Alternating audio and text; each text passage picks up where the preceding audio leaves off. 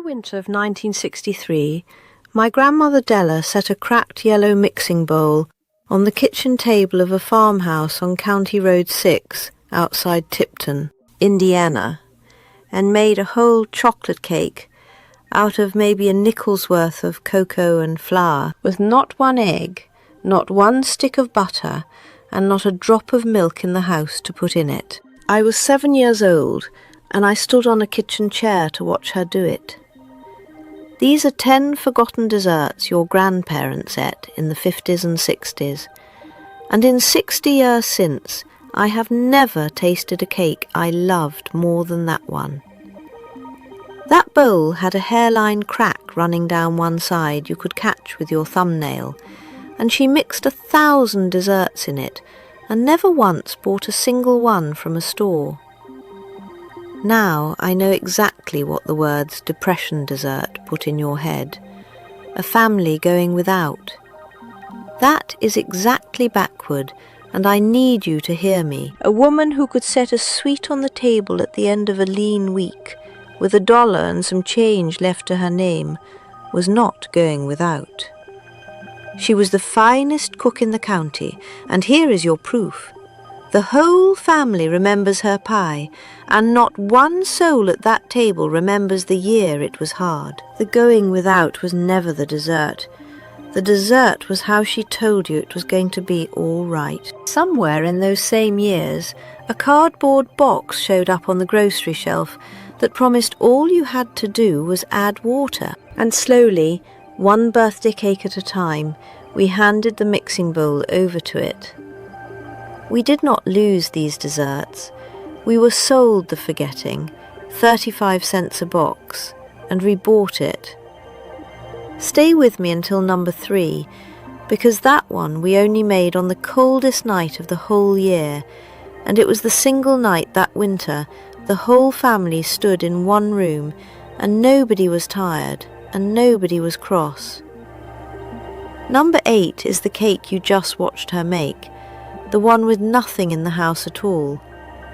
And number 1 costs almost nothing, and it is the one I still make, by myself, on the nights I miss her most. My promise to you is a plain one. Spend less, waste nothing, and keep the kitchen wisdom the supermarket would rather you forget. Let's start at number 10, and count our way down to the one that matters most. Number 10. Vinegar Pie. The pie you make when the fruit is gone and payday is still 4 days off. It sounds like a punishment and it tastes like a blessing. And the trick of it is simple. A spoon of cider vinegar stands in for the lemon or the tart apple you do not have. You beat sugar with a little flour to thicken it, an egg if the hens have given you one, water and that spoon of vinegar, and you pour it into a crust and bake it until it sets up, bright and tangy and gold. Sugar was around 5 cents a pound then, and vinegar came out of the barrel by the back door for nothing, so the whole pie cost less than a nickel and fed 6. In the spring of 1934, there was nothing left in Della's cellar but a few withered apples she was saving back for seed, and she made a vinegar pie every Sunday through Lent and called it lemon pie so the little ones would not ask questions. Some women beat the leftover egg white to a foam and piled it on top for a meringue, so it came to the table looking like the fanciest thing in the county. You would put your hand on the Bible and swear there was lemon in it. It tasted like sunshine in a month that had none, and it cost her a spoonful of vinegar and one small lie she told out of love. Number 9. Water Pie. And I want you to hear that name a second time, because you are going to think you misheard it. Water Pie. There is nothing in it but water, sugar, a little flour, a pat of butter dotted over the top, and a drop of vanilla if the bottle was not empty. You pour it into a shell and you bake it, and something close to a miracle happens in that oven. The butter and flour float up and set into a soft skin, and the sweet water underneath thickens into a trembling custard the colour of weak tea. You have to carry it flat and let it cool all the way, because warm it is just sweet water sloshing in a crust, but cold it slices clean like a custard pie that cost $1 to make. My own mother made it the winter my father got laid off from the Delco plant over in Anderson in the early months of 1958. 3 water pies in 1 week that winter, and she served every one of them like it was a treat and not a rationing. My Aunt Vera, 2 farms over on the Windfall Road, made hers with a spoon of brown sugar stirred in for a butterscotch colour, and she swore to her dying day it beat any cream pie on the counter at the diner in town. A pie made of water and faith, and not one of us 4 children at that table ever once guessed we were poor.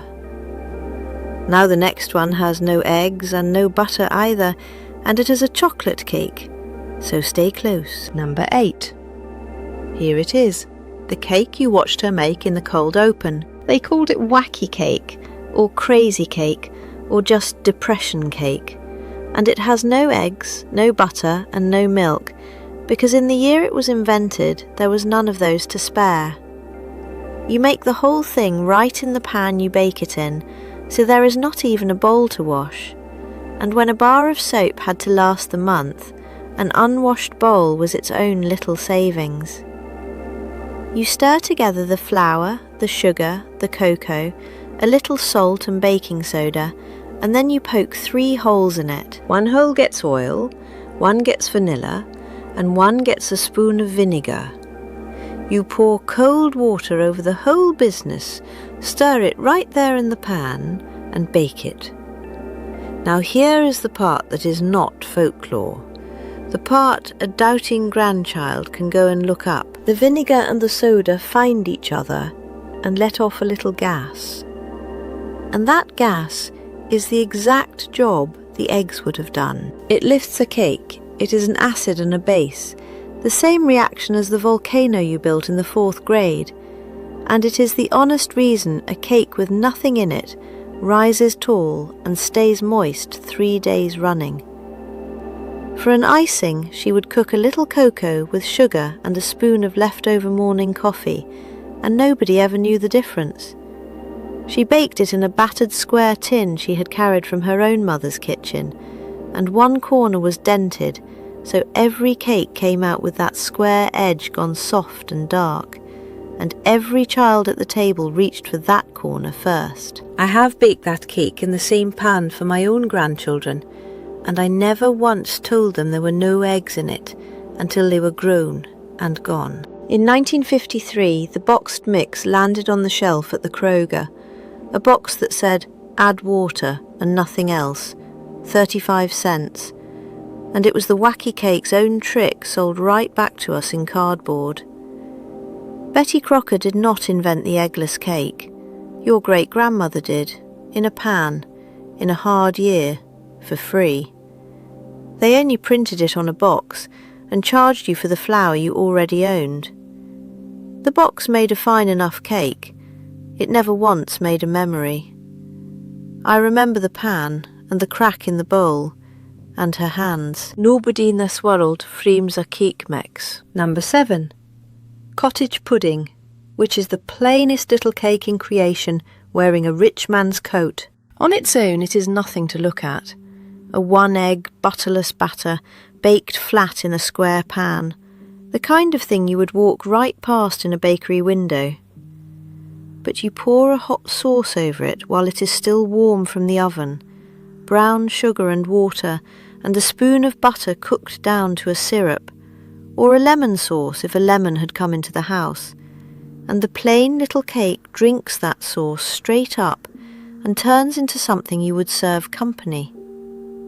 The whole secret is that the luxury is the sauce, and the sauce costs a nickel. Some Sundays she would drop a spoonful of last summer's jam in the bottom of each dish before the batter went in, so it baked up with a sweet surprise hiding underneath. That was the pudding for a Sunday when the preacher came to dinner and the good tablecloth came out, because it looked like she had fussed for hours and she had not fussed at all. The preacher took thirds every single time, and Della never once told him it was a 15-cent cake. There was a voice on the government farm radio back then that the whole country called Aunt Sammy, the homemaker on the USDA broadcast, and she read Cottage Pudding out over the air in those years, and Della copied it onto the back of a seed envelope, and it stayed on our table 30 years after. They sell you pudding now in a plastic cup with a foil lid, and it costs more than the cake and the sauce together ever did to make from scratch.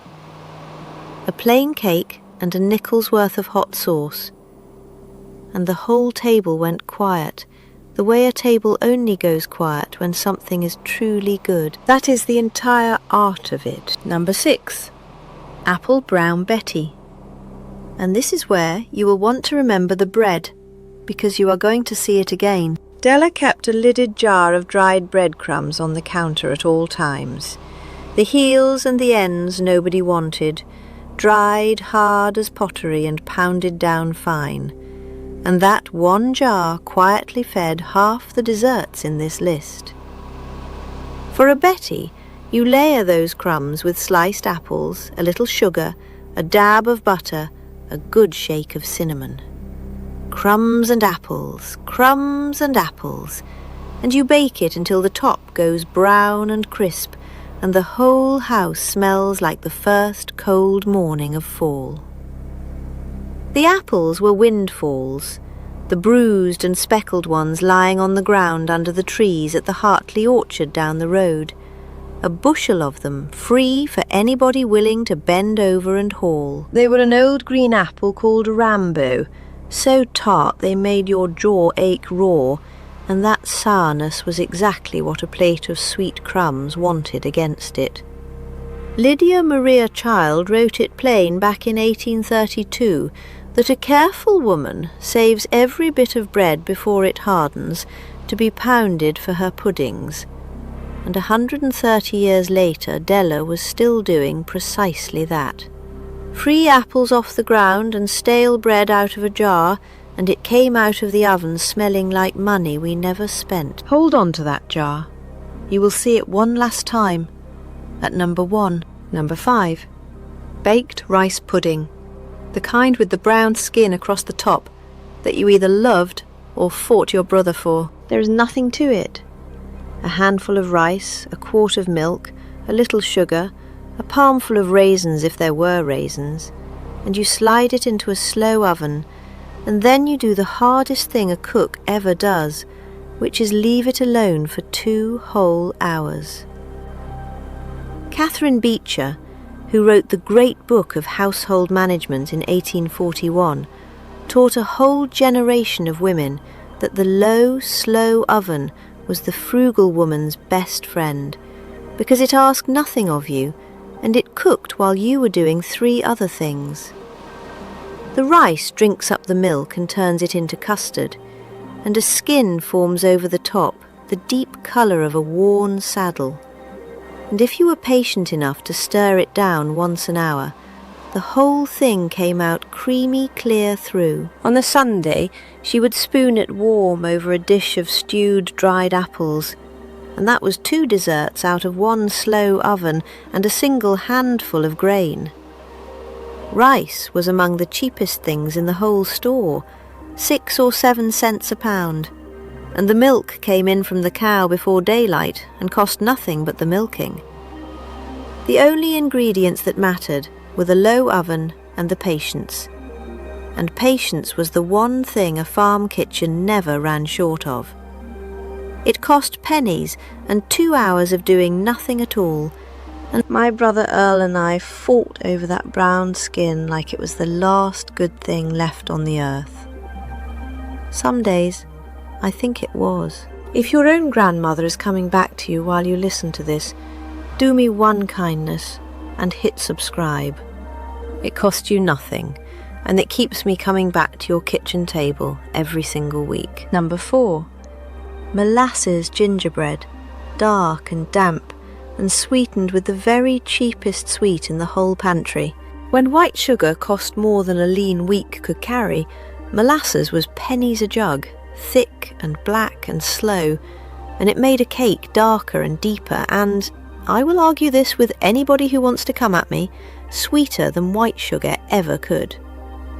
Flour, soda, a good spoon of ginger and cinnamon, a little fat and molasses, with hot water stirred in to loosen the whole dark business. That same Lydia Maria Child put it in her book in 1832 and told women flatly that molasses was the economy, that a cup of it did the work of a cup of sugar you would otherwise have to walk to town and buy. That jug lived on the shelf by the stove with a rag tied around its neck to catch the drip, and it went into the gingerbread, the beans, the ham glaze, and finally the taffy. One jug doing the work of a whole sugar barrel. You ate it warm from the pan, with a spoon of the thick cream off the top of the morning milk. And on a cold day, it was better than any frosted layer cake I have had since. They will try to tell you dark and cheap means lesser. Della's gingerbread would have set them straight in one bite. Black molasses and a hot oven turned a cake nobody could afford into a cake nobody could forget. And I want you to remember that black jug, because it has one more job to do this winter, and it is the best night of the whole year. You will see it at number 3, the one I promised you. The coldest night of the year, a molasses taffy pull, and popcorn balls made from the very same pot. You boil the molasses down with a little sugar and a spoon of butter until a drop of it flung into a cup of cold water spins out into a hard thread, and then the whole night happens fast, because taffy waits on nobody. Some of it you pour over a dishpan of popped corn and press into balls with your hands slicked in butter so the candy will not weld itself to you. And then you wrap each ball in a twist of waxed paper to save for the week. We had wintergreen in a little brown bottle to flavour a batch of it, and to this day one whiff of wintergreen puts me right back in that kitchen, with my brother Earl pulling the other end of the rope, and the rest of it you pull, 2 people standing face to face, buttered hands, working that hot ribbon of candy back and forth and folding it over and over until it turns from dark brown to a pale shining gold. And then you lay the rope on a floured platter and cut it into pieces with the kitchen shears before it sets. Now the syrup came off that stove hot enough to lay a scar on you, and the little ones only ever watched. That was the rule, and nobody broke it. It was the same black jug of molasses from the gingerbread, earning its keep a second time in one winter. I can still feel the heat of that candy coming through the butter on my palms, and I was 7, and every last soul in that kitchen is gone now but me. It cost a cup of molasses and a cold night, and it bought us the one evening all winter the whole family was happy in the same room at the same time. You cannot get that in a box for any money they will ever charge. Number 2, rhubarb, though nobody in that county ever once called it rhubarb. They called it pie plant, because a pie was about the only thing on this earth it was good for, and it grew in a great ragged red and green clump out by the fence line, where nothing tidy would grow, and it cost not one living person a single cent. You cut the red stalks, and you never, ever cut the leaves. I mean never. The leaves will make you good and sick, and every farm child in Indiana knew that fact cold before they could read their own name, because their mother told them the day they could walk. That clump by the fence was older than any of us. Della's own mother had set the root there before the First War, and it came back redder every April without a lick of tending, through drought and flood and every hard winter between. You stew those tart stalks down with sugar until they go soft and pink and sharp, and that is a sauce to spoon warm over a biscuit, or you pile it into a crust and bake a pie so tart it wakes you clean up and makes your eyes water at the corners. The first pie plant coming up green by the fence in April meant the winter was finally broken, and the whole family had gone the long grey months without a fresh sweet thing, so that first tart pie tasted like the world starting over. It grew itself out there for free, faithful as the sunrise, and the cheapest plant on the whole farm gave us the very first dessert of the whole year. Now the last one is the poorest of them all, and it is the one I love the most, so stay with me. And number 1, the humblest one, the one I still make, alone, on the nights the house has gone too quiet. Bread pudding. Now remember that jar of dried crumbs from the Brown Betty, the heels and the ends nobody wanted? This is where the last of it goes. You take the bread the world threw away and you soak it soft in warm milk, and you beat in 1 egg and a little sugar and a shake of cinnamon or nutmeg, and a palmful of those same raisins from the rice pudding if any were left in the box, and you pour the whole of it into that cracked yellow bowl to mix. The same bowl from the very start of this, and then you bake it low and slow in that patient oven until it rises and browns and fills the house with the smell of the best thing anybody ever did, with almost nothing at all. She would pour a thin sugar sauce over the top, or just the last of the cream, and set it in the warming oven, so it was still warm when the men came in from the barn. I have a photograph somewhere of her setting that pan down, and you cannot see the pudding in it at all, only her 2 hands and the steam coming up, and I have looked at those hands more times than I could ever count. Lydia Maria Child wrote in 1832 that the good housewife saves every crust before it hardens to be pounded for puddings, and Della was still living by that exact line 130 years on, and calling the result dessert. The bakery case will sell you a square of bread pudding today for $6 and call it artisan. It is stale bread and milk, the same as hers, and she would have laughed until she cried at the notion of paying $6 for the very thing she made out of what the bin was already coming for. It is the poorest dish in this whole list, made of the one thing every kitchen alive throws away, and it is the one my entire family remembers the best. That is no accident. That is the whole secret of these 10 desserts, sitting right there in one cracked bowl.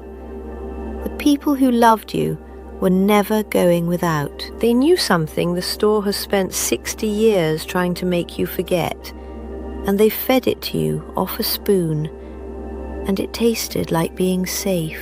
So there they are, 10 forgotten desserts your grandparents ate in the 50s and 60s, and I have made every single one of them with my own 2 hands at the very table where I'm sitting right now. And I want you to picture the real stakes of this, not the pretty ones. There is a woman watching me at this moment at her own kitchen table, by herself, on a night when a store-bought cake feels like more than she can spend, and somehow more than she deserves. And I have something to tell her.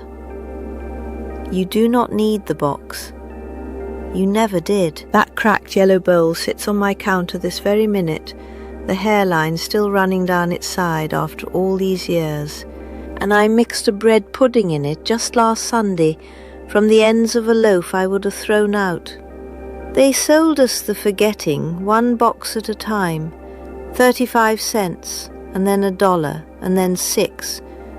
And all it takes to win the whole thing back is a stale loaf, a slow oven, and the plain nerve to believe your grandmother knew more than the grocery store ever will. So the next lean week you have, do not go without, and do not feel small about it. Make the water pie, or the wacky cake, right in the pan, or the bread pudding from the heels in the bag, and set it on the table the way she would have.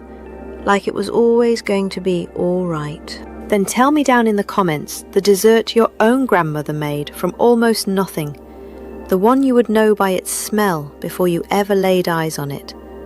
Because I read every single one that comes in, and I want to know her name. This is Granny Pearl, and I will leave the porch light on for you.